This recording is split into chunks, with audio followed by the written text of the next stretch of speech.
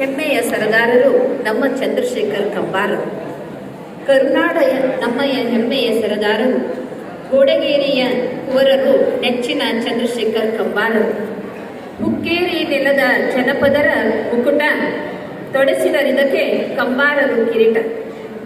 ಬಸವಣ್ಣಪ್ಪ ಚೆನ್ನಮ್ಮ ಇವರಿಗೆ ಜನ್ಮ ಕೊಟ್ಟರು. ಇವರ ಸೌಧರ್ಮಿನಿಯಾಗಿ ಸತ್ಯಭಾಮ ಬಂದರು. ಕಂಬಾರರ ಜನಪದ ಉಸಿರೇ ಲೋಕಕ್ಕೆ ಹಸಿರು.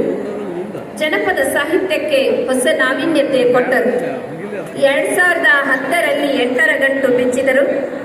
ಸಮಗ್ರ ಜ್ಞಾನ ಭಂಡಾರಕ್ಕೊಂದು ಜ್ಞಾನಪೀಠ ತಂದರು. ನಾಡಿನಲ್ಲಿ ಕಾಡು ಕುದುರೆ ಶರವೇಗದಲ್ಲಿ ಓಡಿತ್ತು.